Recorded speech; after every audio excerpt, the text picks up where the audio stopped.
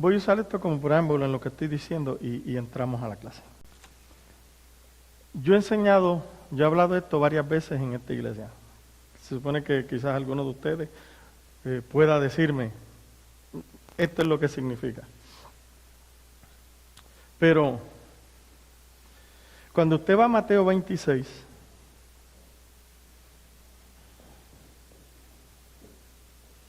es cuando están a Jesús lo toman preso. Lo toman preso los fariseos. Ahora lo están enjuiciando. Después de aquí usted sabe que lo van a crucificar.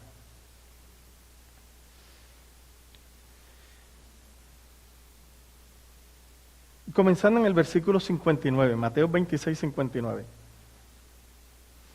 Los principales sacerdotes y los ancianos y todo el concilio buscaban algún falso testimonio contra Jesús para condenarlo a muerte, pero no lo hallaron.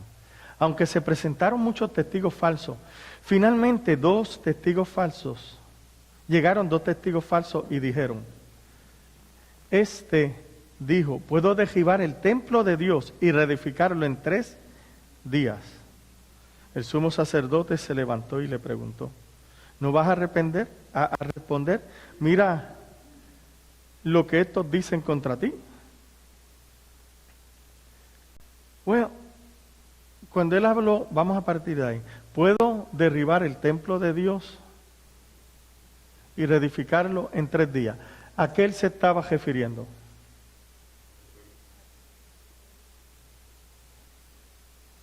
A él. Esto es importante.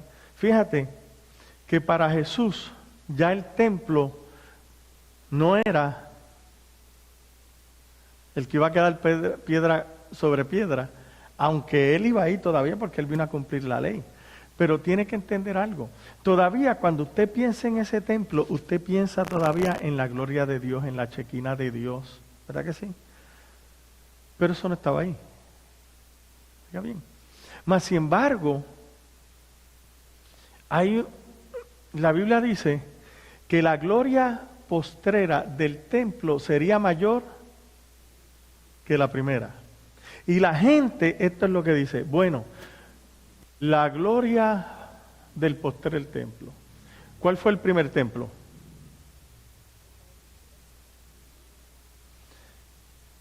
Estaba el tabernáculo, y donde se veía la columna, pero en el primer templo realmente fue el que construye, el que quiere construir David y termina construyéndolo Salomón. Ese es el primer templo. Ese templo fue destruido. Ahora viene una profecía que la gloria del segundo templo sería mayor que ¿cuál? Que la del primero. Mucha gente dice, pero eso es para el futuro, porque de verdad que es la gloria del segundo templo no fue mayor que la primera. Bueno, vamos a ver. ¿Qué era lo que hacía que la gloria del primer templo fuera tremenda? La presencia. Cuando se inauguró usted ve que Dios acepta el sacrificio y bueno. Pero la Biblia dice claramente que la gloria del segundo templo iba a ser mayor. Y todavía la gente cree que es para el futuro. Bueno, ¿por qué la gloria del segundo fue mayor que el primero? Porque en el segundo templo, quien entró fue Cristo, el Dios hecho carne. Fíjate qué gloria tuvo ese templo, que Cristo pudo entrar ahí. ¿Se cumplió o no se cumplió que la gloria? Pero la mayoría de la gente, bueno, pero, ¿por qué? Porque ellos, ¿qué quieren volver a ver? Fuego, humo, ¿te ve? Pero se cumplió ya, yo no estoy esperando otro templo. Ahora Cristo está diciendo, fíjate, la gloria del segundo templo es mayor todavía. ¿Por qué? Porque el segundo templo, aunque apuntaba a ese, y yo llegué, y por eso esa gloria es mayor, realmente el segundo templo que vino soy yo.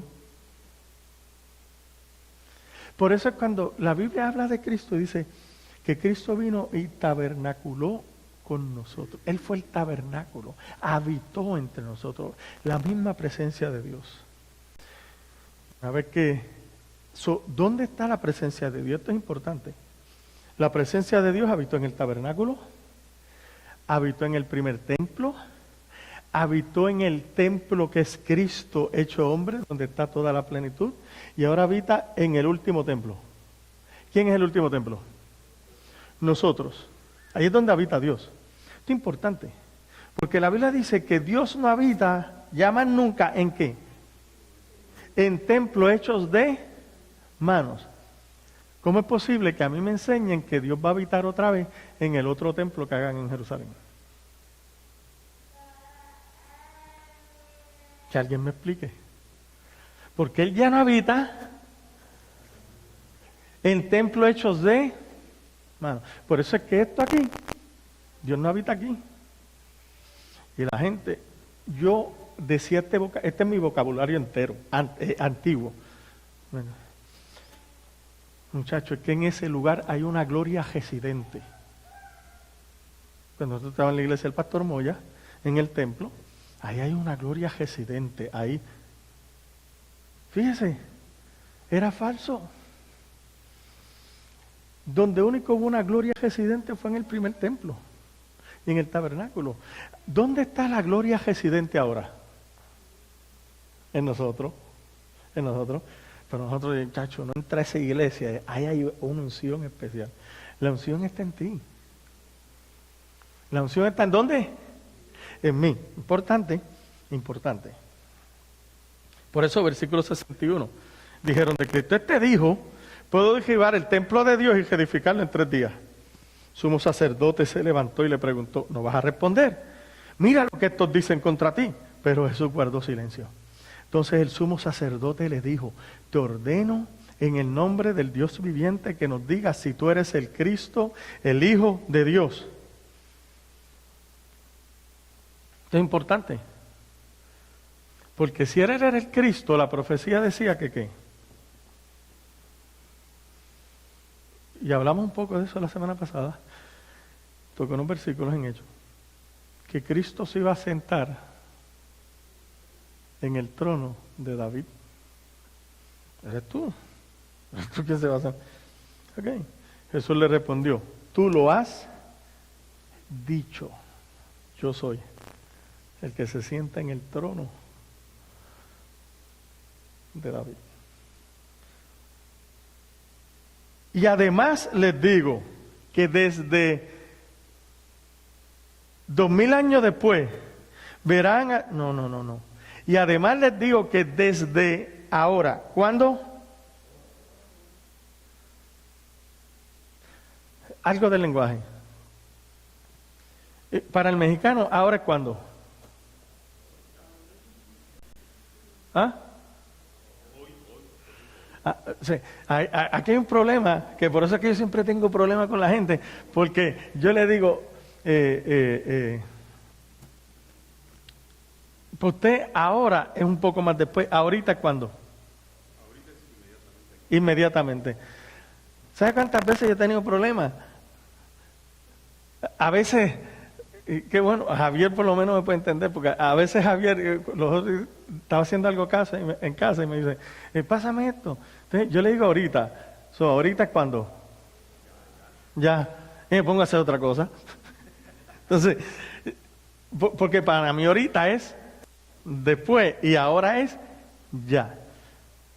Ahora es cuando ya. ¿Verdad?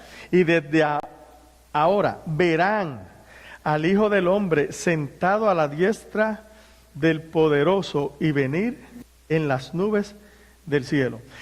Yo oí este pasaje que lo estaba leyendo un pastor y dijo, esto era lo que estaba pasando, y cuando tocó ese pasaje dije, ese es para el futuro, todavía no se han cumplido, y siguió leyendo. Fíjate, desde ahora verán al Hijo del Hombre sentado a la diestra del Poderoso y venir en las nubes del cielo. Lamentablemente, ¿qué es lo que usted piensa en ese pasaje? ¿Ese es el qué? La segunda venida. Ese es el rapto. Porque si vienen las nubes, ese es el rapto, ¿verdad? Eso nos enseñaron. Por tanto, Él viene ¿en qué? En las nubes. ¿Lo dice la Biblia? Esto es importante. Pues todo el mundo dice, entonces, ¿cómo usted no puede creer? Si ahí está claro, vamos a ver. El sumo sacerdote entiende lo que él dice, los demás no entienden. Nosotros no entendemos. Como el sumo sacerdote entiende, mira cómo la respuesta. El sumo sacerdote se rasgó entonces las vestiduras y dijo, blasfemado. ¿Qué necesidad tenemos de más testigos? Ustedes acaban de oír su blasfemia. ¿Qué les parece? Ellos respondieron que merecen la muerte. Aquí es donde está lo interesante. Ese es uno de los momentos más increíbles en la Escritura. De lo más increíble, proféticamente hablando. Y ese es uno de los momentos más increíbles que la iglesia no entiende. Porque la iglesia todavía está, vienen las nubes en el futuro, 2000 años. Si él dijo que eso hace en el futuro, ¿por qué se rompe la vestidura del sacerdote? ¿Quién se acuerda? Nosotros hemos hablado de... ¿Quién se acuerda? ¿Quién puede decir un poco de eso? Yo sé que tú sabías. Next person.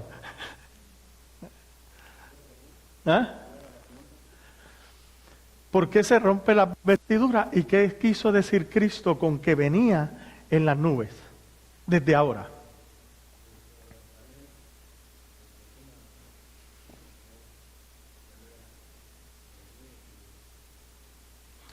¿Se acuerda? Muy bien. Muy bien. Vamos bien.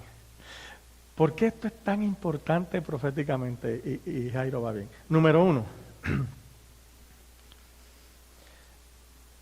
Había un sacerdocio, ¿verdad? Pero Cristo, con su muerte, Hebreos dice que es un sacerdote del orden de ¿quién? Melquisedec. Hebreos dice que Cristo, bajo el antiguo sacerdocio, nunca podía sacrificar. ¿Por qué? Porque el antiguo sacerdocio era ¿por qué? Hereditario. Eran los hijos. Eran los de la tribu de Leví y los hijos de Aarón. Eran las dos clases sacerdotales que habían. Tú no podías hacerte sacerdote, a menos que no fueras de esa línea. Cristo va a inaugurar un nuevo sacerdocio. ¿Quiénes son los sacerdotes en este nuevo sacerdocio? Nosotros. Okay. ¿Sabe qué dice la Escritura? Un sacerdote no podía romperse sus vestiduras. El problema es que para nosotros es normal, porque siempre vemos que en el Antiguo Testamento la gente cuando sufría, lloraba, estaba en duelo, se rompían las vestiduras, se ponían en silicio, se tiraban silicio. Entonces creemos que el sacerdote lo podía hacer. No, el sacerdote era clase aparte. David lo hizo, David varias veces se sacó las vestiduras, se puso silicio, pero el sacerdote no. Porque la ropa del sacerdote era santa. Y era santa porque apuntaba ¿a quién? A Cristo. Todo el Antiguo Testamento apunta ¿a quién? A Cristo. La Escritura dice, el Antiguo Testamento, la ley lo especifica, que si un sacerdote rasgaba sus vestiduras, el turno sacerdotal de ese sacerdote acababa. Se acabó. Cuando él rompe las vestiduras, quiere decir que tiene que venir otro sacerdote ahora. ¿Quién fue ese sacerdote? Cristo. ¿Se ve? Era el paso esto era profética lo que está pasando. Y Cristo lo que está pasando ahí, ahora no solamente hay un cambio de sacerdocio, que ahora Hebreos lo va a explicar y va a decir, este nuevo sacerdocio es Cristo, el sumo sacerdote, ¿verdad que sí? Y consumador de nuestra fe. Ahora, esto es importante. Cristo no solamente, aquí hay algo profético, que la gente está esperando por un futuro, es ya. Cristo le dijo, aparte de que hay un cambio de sacerdocio, que él iba a venir en las nubes. La pregunta era ¿cuándo? Porque él dijo desde ahora. Y por eso yo no dejo a Miguel, porque yo sé que Miguel sí la sabe. Y tú estabas bien. Cuando usted se va a Daniel 7, buscar a Daniel.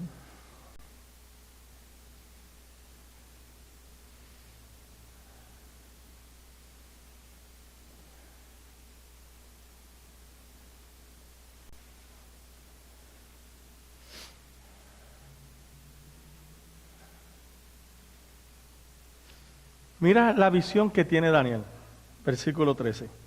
Y aquí termino.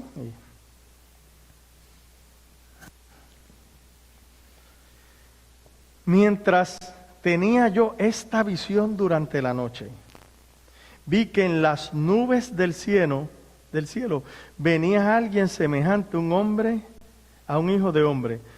Un hijo de hombre siempre se describe a quién? A Cristo, ¿verdad que sí?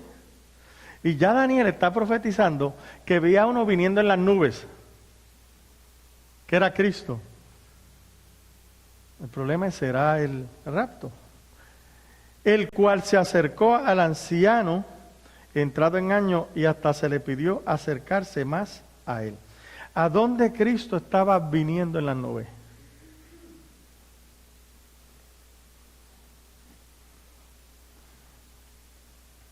Versículo 13. ¿A dónde él estaba viniendo en las nubes?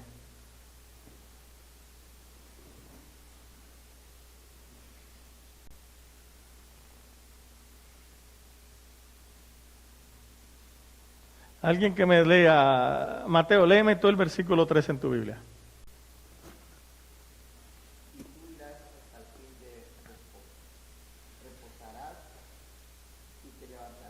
No, Daniel 7. 7:13.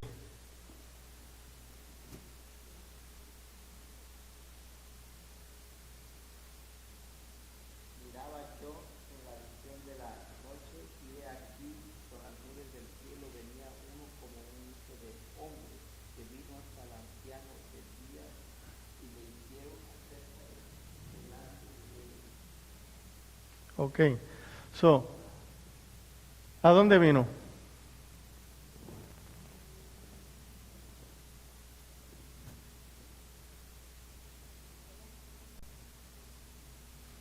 Lea el versículo 13 otra vez, porque usted me tiene que decir a dónde vino. Porque vienen las nubes. La pregunta es ¿para dónde?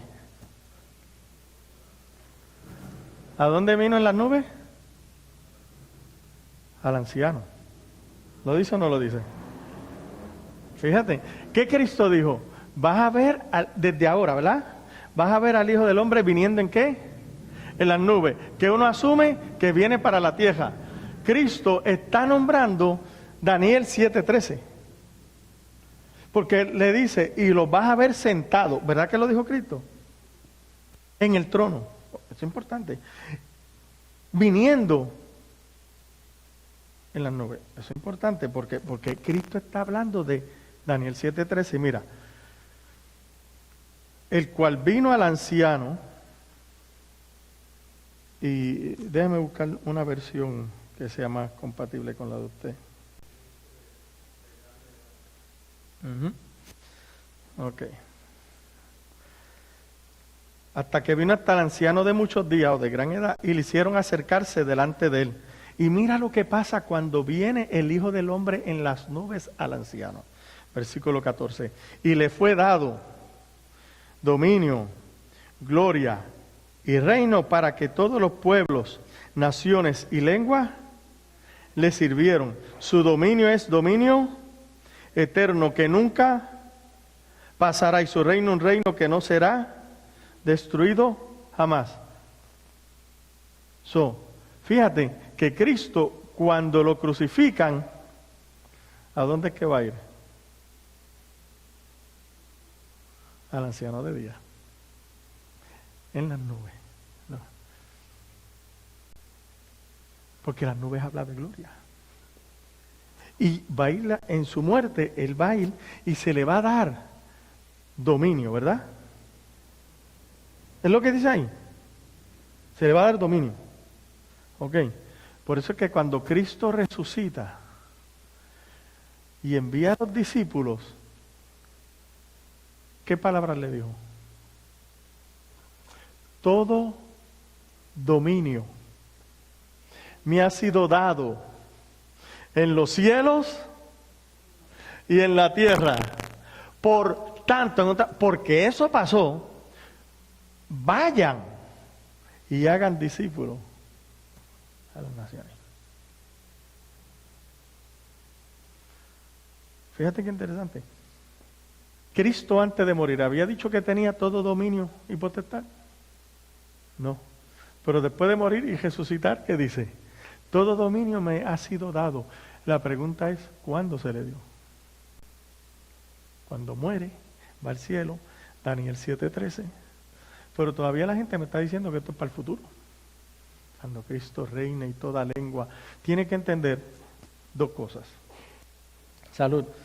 Que cuando la Biblia dice que las naciones van a venir a adorar a Él, lo primero que la gente piensa, no, porque en el milenio todas las naciones no van a poder ir todas a Jerusalén, vamos a dejarnos tonterías. No van a poder ir. Entonces, ¿de qué habla? Aquí se le dio potestad para que todos los pueblos, naciones y lenguas le sirvieran. ¿Sabes lo que está diciendo? Para que no solamente sean judíos, sino también gentiles. ¿Qué son todas las naciones, pueblos y lenguas?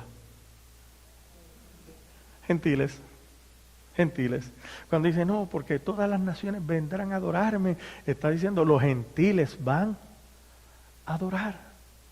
Pasa que nosotros, siempre que pensamos, vamos a ser honestos, porque si usted piensa y usted cree que todas las naciones como tal y todas las lenguas, ahí van todos los chinos, todos los hindúes, todos, no caben, mi hermano, no caben.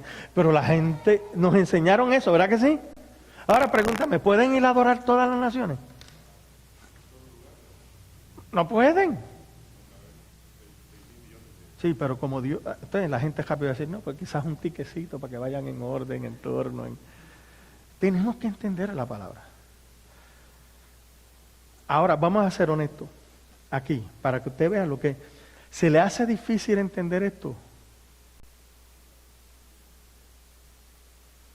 La realidad es que a la gran mayoría sí. A la gran mayoría sí. ¿Por qué? Por los cuadros mentales que tenemos ya en nuestra mente, que nos enseñaron toda la vida desde niños. Porque a mí me enseñaron que van todas las naciones y para mí, ¿qué son todas las naciones?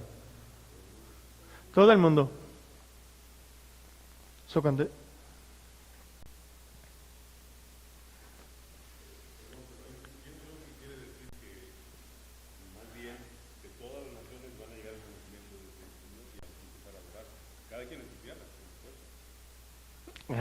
muy bien. Y cuando habla de todas las naciones, que de todas las naciones siempre va a haber gente que va a ser salva. Pero no es todo el mundo. Pero es que cuando dice toda lengua, no, pero son de todos los idiomas. ¿Van a ser salvos todos?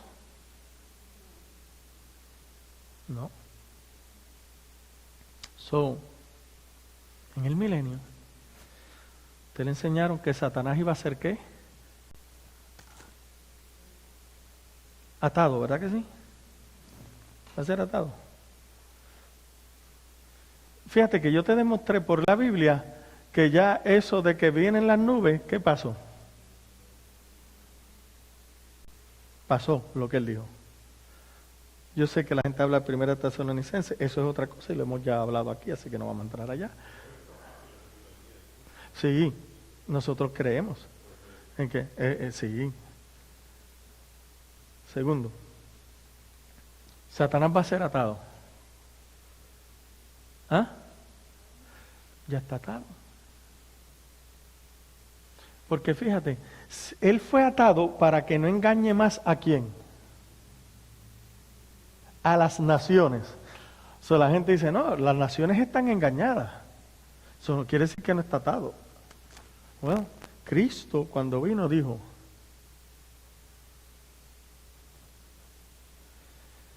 ¿qué hombre no va a saquear el dominio, la casa o el reino de una persona y primero no le ata? Antes de venir Cristo, el enemigo no estaba atado.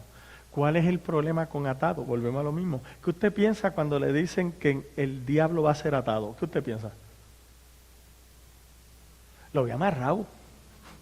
Vamos a ser honestos. El problema de nosotros son los cuadros mentales, hermano. Usted lo ve amarrado. Sí, pero tú vienes de ese pensamiento que te enseñaron desde niño con los reformados. Pero cuando vamos a los pentecostales, a los bautistas, usted piensa que Satanás va a ser amarrado.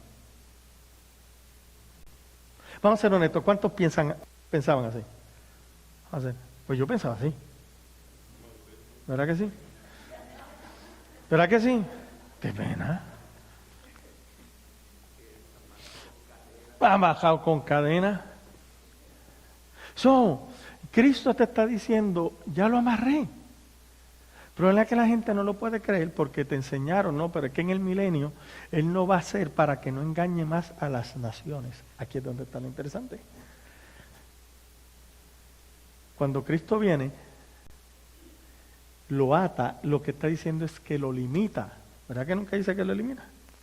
No, ¿cuánta gente en México y en Puerto Rico, grandes narcotraficantes, lo meten preso y aún desde la cárcel dirigen sus organizaciones? Pero está preso. ¿Está entendiendo? Eso no quiere decir que Satanás no pueda hacer nada. Sí, pero es que la Biblia dice claramente que ya no va a engañar a las naciones. Qué bueno. Ahí es donde viene lo interesante. Las naciones estaban engañadas y todas estaban bajo el dominio de Él. Pero cuando Cristo lo ata, ahora nosotros podemos ir al campo de Él. Y mira cómo la gente lo canta y no sabe lo que cantan. Al campo enemigo yo fui y tomé lo que Él. ¿Por qué? Porque está atado. Porque está atado. Si no, ¿usted cree que iba a ir al campo enemigo? No, mano, está atado. ¿Te ven? Entonces aquí viene lo interesante. El enemigo está atado. Cristo lo ató. Y por eso saqueó. Tomé lo que, ¿verdad? Empezó a saquear el reino de las tinieblas. Por eso empezó a echar fuera demonios, a sanar a aquellos que habían sido afligidos por el diablo. Y porque está atado todavía, la iglesia puede predicar el evangelio. Y las naciones, y usted entendió qué son las naciones. Los gentiles pueden responder a la luz del evangelio. En otras palabras, ya no tienen que estar bajo la mentira. Pero, mi hermano, el problema de entender, ahora vamos a ser honestos, para mí esto es sencillo, para mí esto es libertador, para mí esto es algo increíble, pero entonces la gente se enoja y me quiere mantener atado, igual que el diablo, hermano. No, es que el enemigo no está atado, mira las cosas malas que hace. Bueno, todo lo malo que hace, lo hace porque Dios... Ay, aquí va, Dios está orando, viene. Dios está funcionando aquí. Entonces la cosa es que antes de que viniera Cristo a esta tierra, existían pueblos de todas las que no llevaban los espíritus de Dios, porque vivían engañados. Cristo vino, entonces fue que se empezó a desparramar la palabra de Dios. Y por eso muchas civilizaciones como antiguas, como los mayas, por ejemplo, no conocían a Dios antes, pero cuando vino Cristo ya entonces tuvo esa libertad de predicar el evangelio.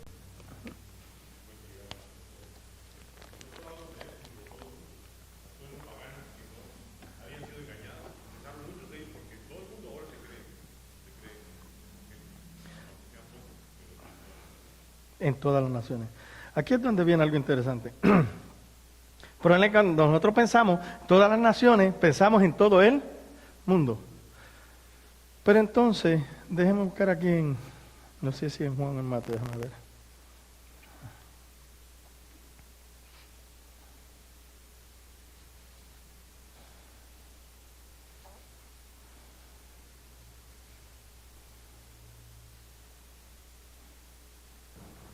Karen Juan, quiero enseñarle algo.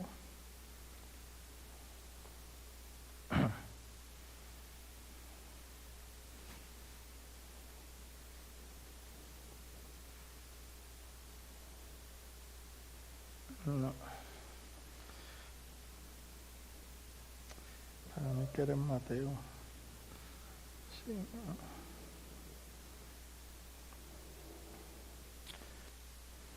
Okay.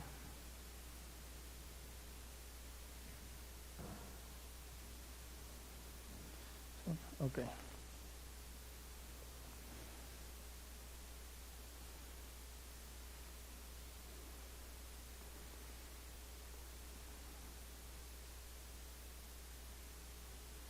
Estoy buscando donde Simeón ve al niño.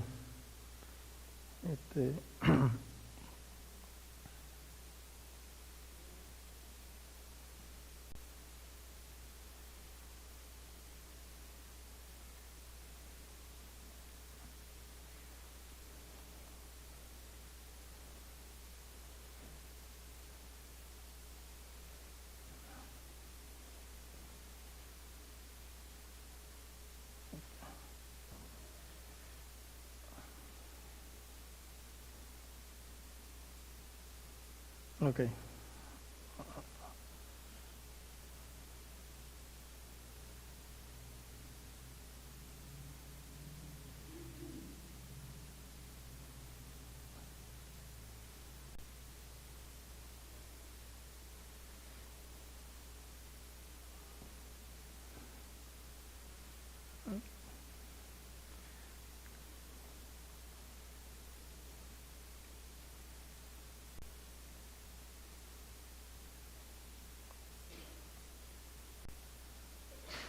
Salud. Okay. Así, okay.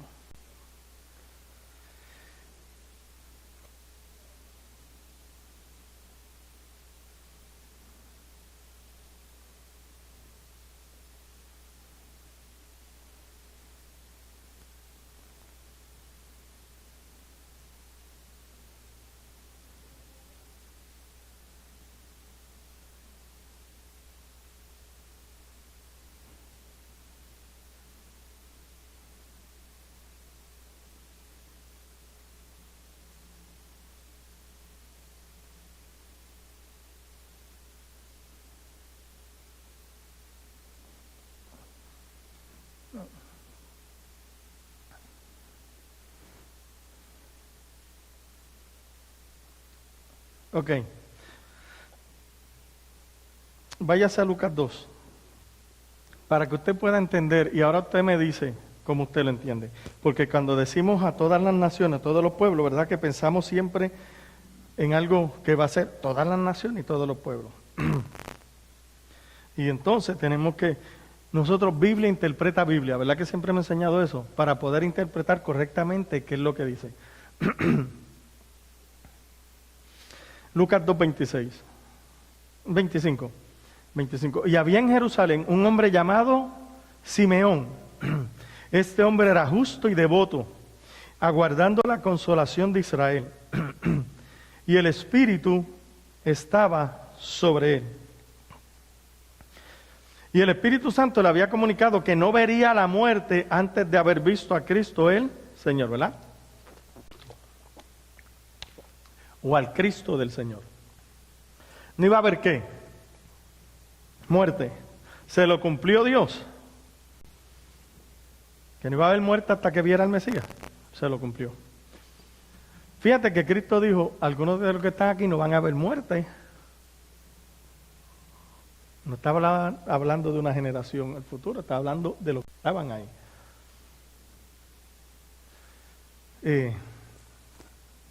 Pero eso es otro tema que vamos a tocar otro día. Y el Espíritu Santo, versículo 26, le había comunicado que no vería la muerte antes de haber visto a Cristo el Señor. Y movido por el Espíritu vino al templo.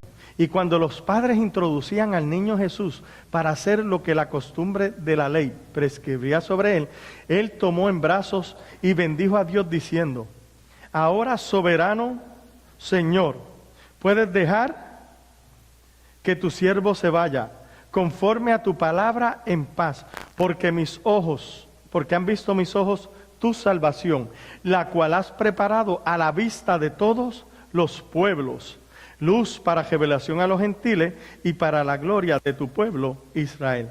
Fíjate que son todos los pueblos. Contexto. Pregunta, cuando Cristo nació, ¿estaban todos los pueblos ahí? Pero entonces nosotros pensamos que cuando dicen que van a ir a Jerusalén a adorar todas las naciones, ¿qué tú piensas? ¿Que van a ir qué? Todas las naciones. Pero ahí te está diciendo, para la cual has preparado a la vista de todos, como quien dice, todos los pueblos estaban viendo cuando Cristo nació. Eso es lo que está diciendo, ¿verdad que sí?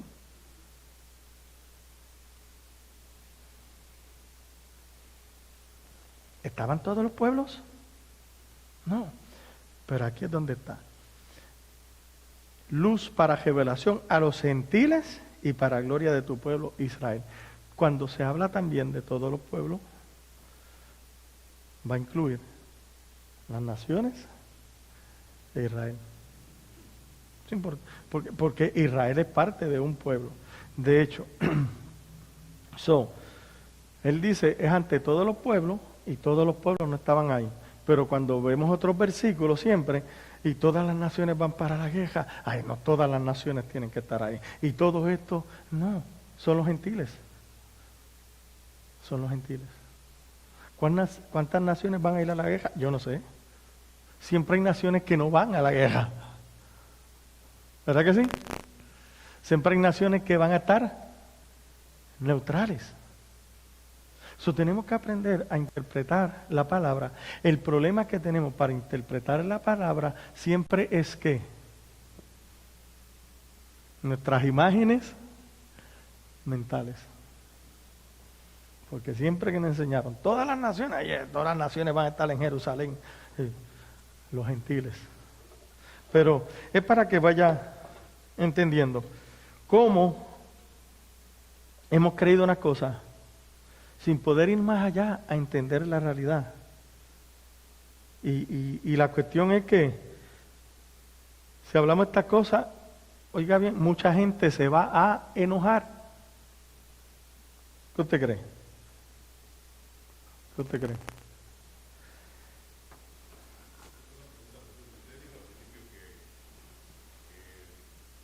Dios no habita en este lugar, Mm. Él habita en nosotros. ¿Cómo podemos explicar que Dios está en todas partes? Ok, muy buena pregunta. Dios es omnipresente. Él está en todo lugar. Porque lo llena todo. Pero cuando habla de habitación como tal, ¿dónde habita?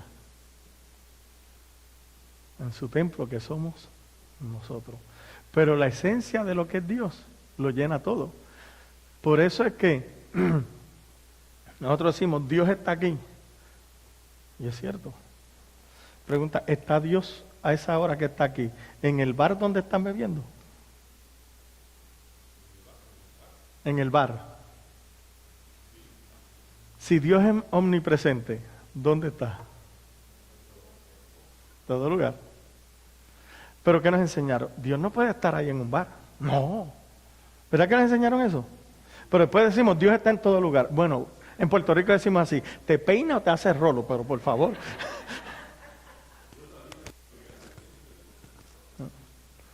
Sí, David dijo, ¿a dónde me voy a esconder de tu presencia? Dios, en otras palabras, su presencia. Pero cuando se habla de habitación, nosotros. ¿Eh? Concluyo aquí. Si nosotros somos el verdadero templo, ¿por qué la gente hace más actividades? Para recoger dinero para un templo de bloque y madera que para bendecir gente.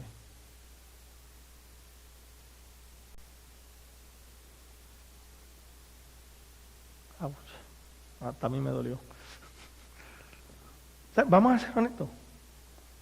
¿Por qué? Por eso es que yo le digo, a mí nunca me van a entender en muchas áreas, porque gloria a Dios por lo que tenemos. Gloria a Dios por esto que tenemos. ¿Cuándo usted me ha visto aquí llorando? Ustedes no dan. ¿Cuándo ustedes me han oído?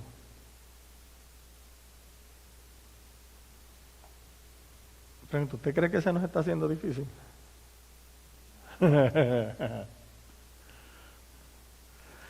Pero para mí, ¿qué es más importante?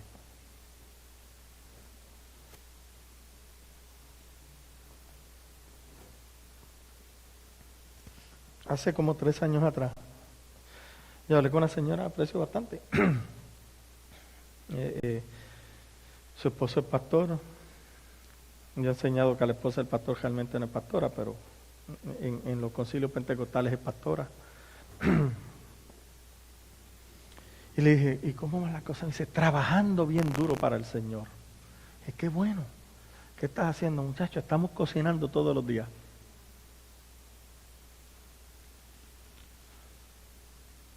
Y yo en mi mente, no le voy. Dije, no estás trabajando para el concilio. Porque ¿de quién es el templo que, de hecho, ya no están ahí, están en otro sitio? ¿Está entendiendo? Yo no estoy en contra, créame, no estoy en contra de eso, estoy a favor de eso, pero tenemos que entender algo, que el verdadero templo, ¿verdad que sí? Somos nosotros, y que a veces hay unas prioridades que se invierten. No crean nada que el pastor, ¿sabe qué? Yo admiro lo que ellos hacen, yo lo admiro, pero tenemos que entender que en su mentalidad eso es. Y a veces se trabaja más duro en eso que hablarles a otra persona de Dios. Just think. ¿Quién se va a perder, el templo o la gente? ¿Para quién deberíamos trabajar más duro? Para salvar a la gente. Pero vamos a ser honestos, no vamos a hablar de ella, aún de nosotros. ¿Cuántos de nosotros le hablamos a la mayoría de la gente de Dios? Pero se van a perder. ¿Está entendiendo? ¿Cómo se van cambiando? Entonces es importante. Pero traje eso para que podamos entender que hay muchos de nuestros valores que lamentablemente de alguna manera u otra se han ido intercambiando. Y por eso yo dije el domingo pasado, mi trabajo es que volvamos a repensar, ¿verdad que sí? Y que yo hoy estaba tratando de que usted vuelva a repensar cosas. Que hayan cosas que quizás le entren en duda o le molesten y me pueda llamar a mí, oiga pastor, pensé esto, ¿que usted cree? ¿Está entendiendo? Porque tenemos que volver a repensar muchas de las cosas. Yo le dije, por eso es que yo no voy a ser quizás un pastor muy reconocido, porque los pastores reconocidos le dicen a todo el mundo lo que tienen que hacer. No, muchachos, mira, y yo no quiero decirte lo que tú tengas que hacer. Oiga bien, yo sí digo, nuestra visión, pero fíjate, la Biblia dice, los que son guiados por el Espíritu, estos son ¿qué? Hijos de Dios. Y mucha gente es más guiada por un pastor que por el Espíritu. Eso va a ser otra de eso, porque tampoco quiere decir que porque por el Espíritu estamos todos locos y esto, y porque es el Espíritu. No, tampoco. Eso tenemos que entender de verdad. Porque a los que son guiados al Espíritu, el Espíritu nos guía. No a esas loqueras que te enseñaron, porque eso es mucha gente, sino que nos va a guiar a toda verdad y a toda justicia. Y aquí entre nosotros, muchas veces lo menos que tenemos en la iglesia son esas dos cosas. Pues de eso es otro día. ¿Los puse a pensar hoy? Amén. That's what it counts. En su hoja de estudio, estamos en la experiencia de la comunión, un equipo dedicado a compartir el amor de Cristo. Y la primera y segunda página es una conversación que no la vamos a tener. Pero en la conversación realmente la directora de un programa le pide a una de las que pasó el programa para que ahora ella pueda hacer lo mismo y estar con mujeres que han sido abusadas, y ella dice que no puedo, es que no sé, es que no. ¿Me entiende? Entonces, ella le dice, es que yo no puedo ser un líder así. Y aquí es donde está lo interesante. Porque tomamos muchas clases de liderato. Y ya lo único que le dijo, no, es que yo no te estoy pidiendo que seas líder. Y esto es importante. De hecho, deja de ser líder. Lo que tienes que hacer es ser más como Jesús. Cuando nosotros somos más como Jesús, realmente es cuando estamos comenzando a liderar. Porque estamos siguiendo el ejemplo del líder de los líderes. Sumamente importante. Por eso, en la hoja número 2, abajo, donde dice edificar. Edificar un equipo conectado que se preocupe por el bienestar de la gente es un paso crítico en vivir nuestro llamado de ser líderes siervos. De hecho, sin la presencia de un equipo como este, el liderazgo relacional pronto deja de ser relacional. La unidad como equipo nos motiva a que intencionalmente nos cuidemos los unos a los otros y en retorno también sirvamos a los demás.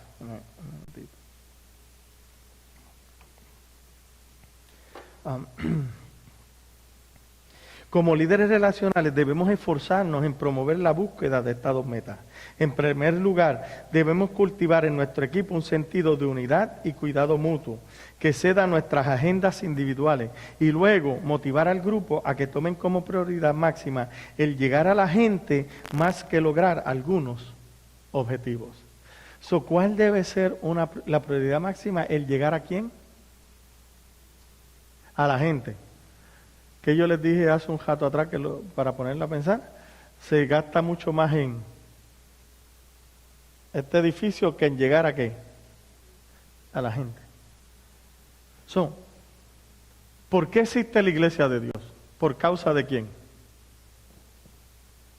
De la gente. Si no, ¿para qué hace falta una iglesia?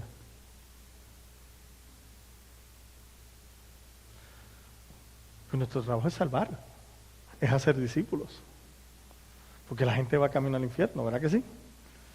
Entonces, el trabajo de la iglesia es por la gente.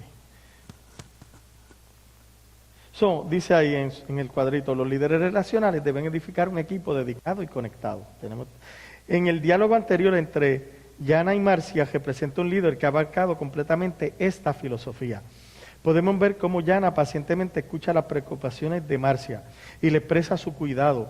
La desafía a compartir su amor y compasión por las mujeres que llegan al centro y les promete que estará con ella en el proceso. Todos estos son elementos esenciales de un enfoque relacional para edificar un equipo. A la medida que nos esforcemos por edificar equipos dedicados y conectados, indudablemente nos enfrentaremos a retos significantes.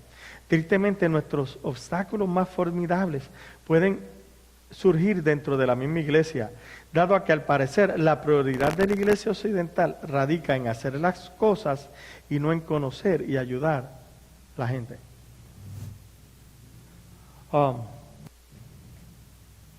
Yo hablé con un pastor hace como 8 meses atrás, que su iglesia iba hacia el frente, iba creciendo y necesitamos otro edificio. Habían comenzado su campaña para construir, ¿no? ¿En qué se convirtió la visión? ¿Qué se convierte ahora la visión? En el edificio. Y me dijo, la gente se cansó de oír de la visión y la iglesia se le dividió y se quedó con muy pocas personas otra vez. ¿Por qué? Porque llega un punto que hay que exprimir y seguir exprimiendo y seguir exprimiendo y seguir pidiendo y seguir. Y llega un punto que la vaca no da más leche. Sí, déjala que produzca otra vez, ¿verdad? Pero lamentablemente eso pasa. Y lamentablemente la iglesia se enfoca en hacer, en hacer, en hacer. Pero nuestro enfoque antes de hacer debe ser totalmente relacional. Y eso es sumamente importante. Por eso dice ahí, este enfoque, el de hacer cosas y no en conocer a la gente, ¿verdad? Es peligroso y es contrario al ejemplo de la iglesia neotestamentaria. En Hechos 2:42, Lucas nos menciona los atributos de los primeros cristianos. Y perseveraban en la doctrina de los apóstoles y en la comunión uno con otros, en el partimiento del pan y en las oraciones. Consideremos la iglesia del siglo XXI. Estamos experimentando los 4 elementos de adoración que practicaron los cristianos de la iglesia primitiva. Y la semana pasada nosotros hablamos de eso. ¿Se acuerda que pegamos a hablar que la adoración tiene que ser del Espíritu? Hablamos sobre lo que era entonces la oración, que era parte integral de la iglesia. Hablamos sobre el compartir, el partimiento de pan. Todas esas cosas eran parte de la adoración de la iglesia primitiva. Reflexionen su propia experiencia de la iglesia más reciente. ¿Se predicó la palabra de Dios? Indudablemente. ¿Oró con otros creyentes? Por supuesto. ¿Participó de la Santa Cena o participará de ella en el futuro cercano, de acuerdo a la costumbre de esa iglesia? Estoy casi seguro. No obstante, de todas estas preguntas, aquí la más importante. ¿Pudo experimentar una confraternidad o coinonía genuina? ¿Pudo conocer más íntimamente otra parte de su cuerpo? ¿O cada uno se enfocó más en las actividades y responsabilidades? Pregunta, y porque para mí es importante. ¿Da nuestro culto de domingo para conocernos más? ¿Da los cultos del domingo de cualquier otra congregación la oportunidad de que la gente se conozca más? No. Y mientras la iglesia crece más, oiga bien, menos se conocen. Menos. Les voy a decir mi experiencia en Centro Cristiano de Restauración Orlando. Empezamos a crecer y a crecer y después había que hacer 2 servicios. No había problema con 2 servicios. Pero fue cuando se hicieron 3. Y después cuando se hicieron 4. Tuvimos que llegar a tener 4 servicios. Porque los servicios ahora tuvieron que ser mucho más cortos. La gente entraba y cuando se acababa, ¿qué estaba pasando? Tienen que salir porque vienen los otros. ¿Se da para conocer gente? Se da. No da tiempo para eso. De hecho, la mayoría de la gente y toda la... Créeme que yo he leído muchos libros de crecimiento de iglesia, por eso es que hacen falta las células. ¿Sabe por qué? Porque realmente hay que tener patrón donde la gente vive tan ocupada que los cultos que son muy largos, ya la gente no va.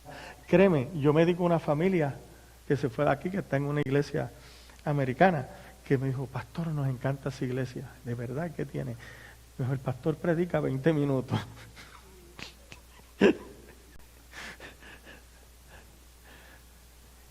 Y dije, tremendo. ¡Wow! ¡Qué bueno! Y háblame del último mensaje. Igual. No se acordaba cuando yo predicaba en 1 hora ni cuando aquel que predica en 20 minutos. Pero, ¿qué te está diciendo? Me dijo, me encanta, pastor. El culto dura 1 hora. ¡Wow! Me encanta. Y usted llega y ya es como si se hubiese acabado. A mí me dio una pena. Lo primero que yo pensé, dije, nunca llegó temprano a mi iglesia. Si el culto dura 1 hora y llega 20 minutos después, con razón le gusta la predicación del pastor, es lo único que ve, ¿no? ¿Ah? Quizás no. Pero, ¿cuál es la mentalidad? Me gusta porque es corto, ¿verdad que sí? Entro y me voy. Y tú te quedas pensando, y yo pensaba, wow, ¿dónde está el punto de que a Dios le doy mi tiempo, mi fuerza, ¿está entendiendo? Um, estoy seguro que si tiene que pagar $10 en el cine y las películas comienzan a ser de media hora, dice, me robaron el dinero. ¿Verdad que sí? Increíble. Hasta los cortos, ¿verdad? Es increíble. Pero cuando se trata de la iglesia, entonces tenemos un disconnect de verdad de lo que somos como cuerpo. Porque es hacer. Tengo que ir a la iglesia, canto un ratito, oigo la palabra, me fui y cumplí. Pero es que ese no es el punto. Hemos perdido de verdad la noción de lo que somos como iglesia. Por eso seguimos ahí.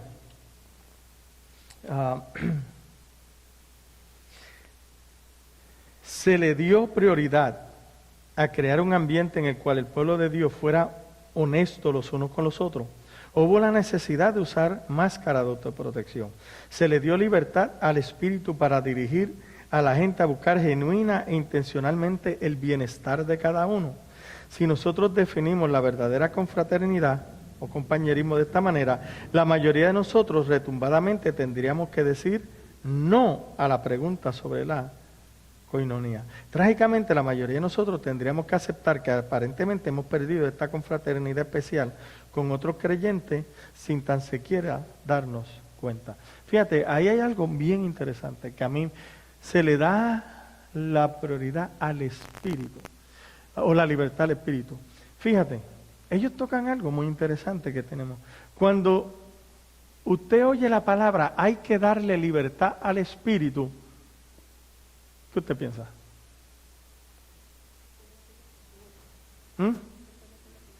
Que el Espíritu puede hacer lo que quiere, ¿qué más? ¿Bien? El Espíritu está amarrado, hay que liberarlo. ¿Ok? ¿Qué más?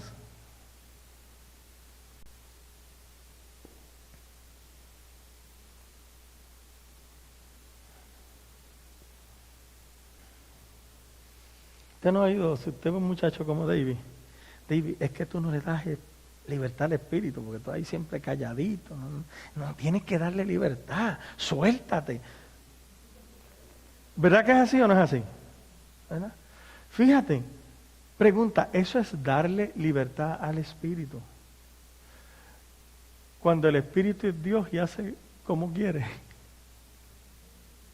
Pero fíjate, cuando ellos hablan de libertad, fíjate que no lo ven ahora en términos de correr, brincar, hablar lengua, sino en qué, en términos de qué. Se le dio libertad al Espíritu para dirigir a la gente a buscar genuina e intencionalmente el bienestar de cada uno. Fíjate qué diferencia. Eso es importante. Eso es lo que debería ocurrir en nosotros. Y cuando digo en nosotros, digo en la iglesia en general. Y eso no es lo que ocurre. De hecho, si eso es lo que debe pasar, y sáquese ahora de nosotros, eso es lo que debe pasar en el cuerpo de Cristo, lamentablemente nunca va a pasar. ¿Por qué? Volvemos, ¿se acuerda los cuadros que tenemos mentales?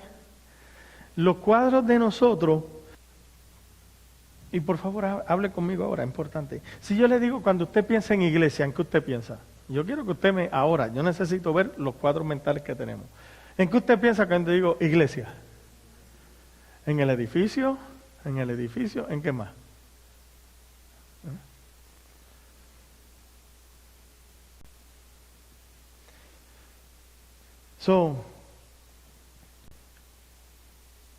Y cuando yo le pienso, fíjate que mucha gente, para ellos, la iglesia, aparte del edificio, más usualmente es su denominación. Es su denominación. Porque si usted habla con un Jesús solo, un apostólico, los otros días estaba hablando una muchacha diciendo, nosotros somos apostólicos porque seguimos las enseñanzas de los apóstoles. Yeah, right. Pero el apostólico tiene un problema. ¿Lo puede a usted ver como parte de la iglesia? ¿Qué usted cree? No. ¿Por qué? Dos cosas. Usted no se ha bautizado en el nombre de Jesús. El que no se bautiza en el nombre de Jesús sigue perdido. Y usted no guarda la doctrina. ¿Qué es la doctrina para ella a la larga? La ropa, pantalón, el cabello, ¿verdad? Bueno. Para el bautista, para muchos, pero los pentecostales están mal. Porque para muchos tienen demonios. Porque hablan lenguas. Pero para los pentecostales, los bautistas están mal, igual tienen demonios. ¿Por qué? Porque son fríos, no le dan libertad al espíritu y porque creen que la salvación no se pierde. ¿Cómo es posible? Entonces, después nos toma a nosotros peor, porque entonces usted me pregunta a mí, ¿qué usted cree? No, yo creo que todo el mundo de todas las iglesias es el cuerpo de Dios y son salvos. ¿Verdad? Entonces, no puede ser, como todo el mundo es salvo. ¿Usted ve? Aquellos juzgan la salvación, ¿verdad que sí? ¿Cuántas veces usted me han oído hablar? Yo no puedo juzgar la salvación de... ¿Cuántas veces usted me ha oído hablar? No estoy de acuerdo con... Oiga bien, no estoy de acuerdo en un montón de cosas de la palabra. ¿Pero puedo juzgar su salvación? ¿De una asamblea de Dios puedo juzgarle su salvación? ¿De un bautista? ¿Y un metodista? No le puedo juzgar. De hecho, yo he llegado a este punto. No puedo, no cabe en mi vocabulario. Ir a un funeral. Hermano, que esto sirva de ejemplo para que todo el que murió sin Cristo, pregunte, ¿y cómo tú sabes que murió sin Cristo? ¿Cómo tú sabes? Es que murió borracho, murió drogado, estaba en la discoteca, es que estaba... ¿Cómo usted sabe? Por las acciones. ¿Y qué tal si antes de morir Cristo se le reveló y tuvo una experiencia? How do you know? ¿Usted ve? Siempre son actitudes. ¿Ah? ¿Perdón? Ya, los cuadros mentales. Yo hablé esto en el pasado y lo voy a repetir hoy. Porque a mí me rompió el corazón. Yo tengo un amigo con el que yo hice un montón de drogas juntos. Él era hijo de pastor pentecostal. Yo soy pastor, seguí siendo amigo de él, hablábamos de cada rato, pero él muere. Él murió de una sobredosis. Su papá está totalmente destruido. Totalmente destruido. Y de verdad, yo me llevaba mucho con él, pero con su papá no tenía casi relación. Porque su papá era de los que juzgaba a Raimundo y yo estaba perdido, olvídate. Porque yo era liberal, yo era esto, ¿no? Mas, sin embargo, yo empecé a oír algunos de los comentarios. Y yo dije, brother, tras que el hombre está sufriendo, por eso dije, le están acabando de matar. Eso yo lo llamé. Y lo saludé y le digo, brother, ¿cómo estás? Y, brother, tú no sabes, le digo, cómo nosotros acá también estamos sufriendo la pérdida de tu hijo. Tú sabes que fue un gran amigo, tú sabes que nosotros nos criamos juntos y tú sabes cómo nosotros lo queríamos. Y le dije, pero tengo una preocupación. Tengo una preocupación. Porque ya he oído mucha gente por ahí, porque sí lo había oído, hablando de cómo se perdió en el infierno porque se murió de una sobredosis. Le dije, ¿cómo es posible que tú siendo, y se lo dije sin pena, siendo un hombre de Dios, que sepa hasta dónde llega la misericordia de Dios, todavía puedas creer algo así? Déjame decirte, y pega a hablarle. Yo te voy a hablar de mi experiencia y tú conoces mi testimonio. Yo morí, y tú lo sabes que yo morí en una sobredosis de droga y Dios me dio una segunda oportunidad. ¿Sabes? En lo que uno muere, hay un montón de tiempo que para una persona en este lado parece un segundo, pero para el que está ahí parece una eternidad. Y en ese tiempo Dios puede hablar y Dios puede revelarse a la gente. Y Dios puede tratar con la gente. Y yo de verdad creo en que hay un pacto de Dios con sus hijos. Y por cuanto yo soy salvo, yo sí creo que la Biblia dice, cree en el Señor Jesucristo y serás salvo tú y tu casa. Yo sé que cada uno tiene que hacer una confesión personal. Aquí es donde está. La pregunta es, si hay una promesa, ¿tú crees que Dios se va a olvidar de todo el trabajo que tú has hecho durante toda tu vida para Él? Para no tratar con tu hijo. Le dije, cuando se drogó, se quedó dormido. ¿Y cuánto tiempo pasó antes de que encontrarlo muerto? Pasaron más de 2 horas. Tú no me puedes decir que Dios no trabajó con él. Yo le dije, mi hermano, y le dije con mi corazón, y yo estaba llorando, yo le dije, es hora de repensar el amor de Dios. Es hora de repensar. Y él comenzó a llorar, y comenzó a llorar. ¿Está entendiendo? ¿Cómo nosotros vamos? Qué pena, hermano, que su hijo se murió y se lo llevó el diablo. ¿Y por qué no podemos decirle, se lo llevó Dios?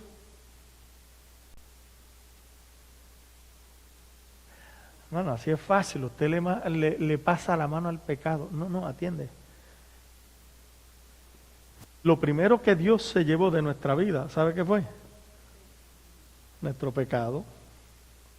Nuestro pecado. Y no vamos a entrar ahí, porque hemos hablado mucho de esto ya. ¿Está entendiendo? Ahora hay un trato de Dios y la Biblia dice que el Espíritu de Dios nos anhela constantemente. Nosotros somos los cabezones que no lo anhelamos como Él nos anhela a nosotros. Pero si nos anhela, ¿qué va a hacer el Espíritu Santo en nosotros? ¿Va a seguir qué? Trabajando. Eso es importante. Es importante, por eso es que necesitamos ser una iglesia que se pueda compadecer con la gente. Porque nosotros existimos, ¿por qué?